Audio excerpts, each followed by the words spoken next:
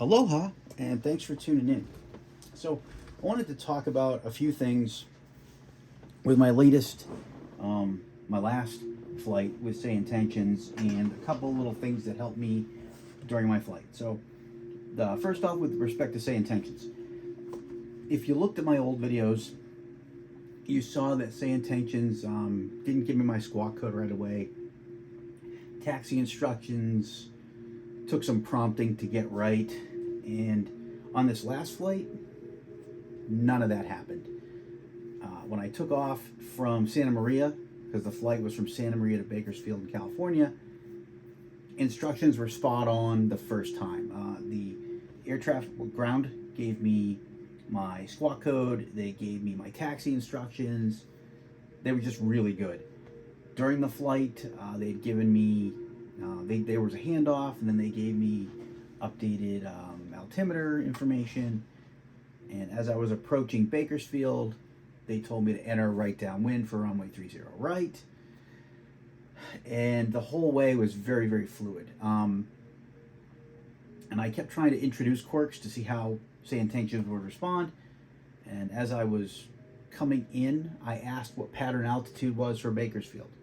In a couple of my old videos, when I made a request like that, Sayintentions didn't respond right away, or it responded with an answer that wasn't what I actually asked it for. On this flight, immediately responded with pattern altitude for Bakersfield, told me what I was cleared for.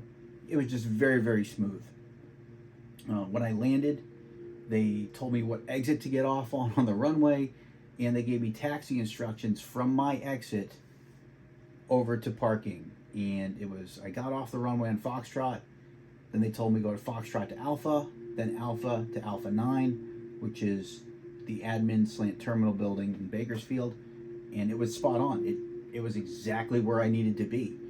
So I think Sayintentions has been doing great things. I think they're improving quite a bit. Really liked it. Had a good time in the flight. And little things that helped me on my end to keep up with it, because I think Sayintentions was far better than me. It was very fluid. For me to keep up with it, I had to write stuff down. So I used my, and I'll show you here. This is a knee pad that I had found on, I believe it was eBay. It's a mil spec. It was MXU 163P clipboard / pilots, and I think I found it for like 35 bucks. The light itself doesn't work yet. I may end up dismantling this and putting in a light strip that I can control. I haven't decided if I'm going to do that yet or not. But it's got the whole head of it pivots, and you can mount stuff on it. There's actually a clip on the bottom as well. So you could actually secure something underneath easily. It has a pencil slant pen holder on the side, plus on the top as well. And it's got a pencil sharpener built in. So it's got a lot of cool little features, but the two things I like about it the most, besides the clipboard part, is the contouring. If you see that contour right there, it comfortably fits on your knee and it's solid. I like that. It doesn't move around, it doesn't shift. The knee pads or knee boards that are just flat to me, they tend to either move or shift on me for some reason. This guy here was snug, and the actual strap itself was pretty nice. It's very springy, but it's firm, it's secure, and the clip is very substantial. If you look here, you can hear that. Very substantial. So all in all, it was a great addition to my flight sim, just for keeping me organized during the flight. Yeah, it's easy to clip, it's easy to adjust. I was pretty happy with it. So that guy there was huge for me. Another pieces part that I really enjoyed having is my iPad. Now I've gone from a full-size iPad down to an iPad mini, and I had, let me bring it up. I had this mini. This is a Mini 4, and it's actually a really good mini. And here you can see, let me bring it up again, external, there, airports, and here you can see flight plan go is going, and I am parked here at that terminal, and there's that taxi path I talked about. Alpha's here, Alpha 9 takes you up. This is the admin building. Flight plan go works great on this, and this was an eBay special, 85, 90 bucks. So why would I have this fancy new iPad mini behind me running the same software if I already had my Mini 4? So I do travel a lot for work, and one thing that happens when I travel is I build up airline miles.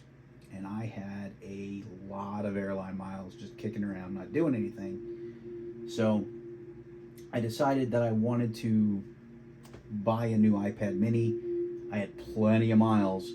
This guy here was about 100,000 miles. So, and I still have a couple 100,000 left over. So I bought this guy for nothing. Cost me zero in cash, just cost me airline miles. So I threw him in. And I gotta say, it was great. Works like a champ. I like it. No complaints about any of my iPads. The Mini 4 or this one here, which is the 2021 model, I believe it is. And lastly, there's another small change here, is these headphones. And I'll bring them down here so you can maybe see them a little better.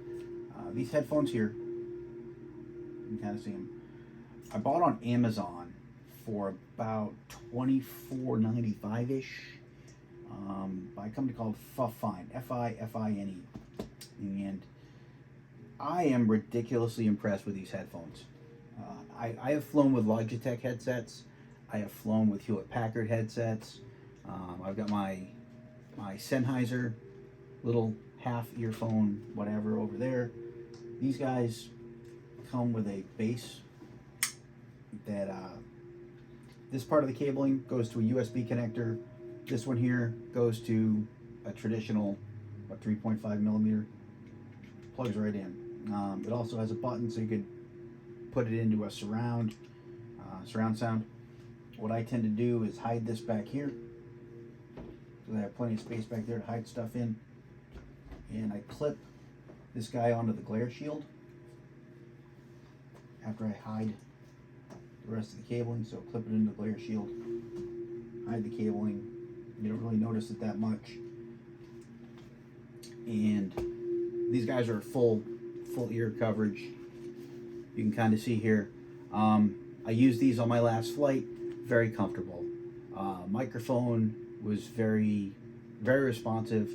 Had no issues with Sayintentions whatsoever.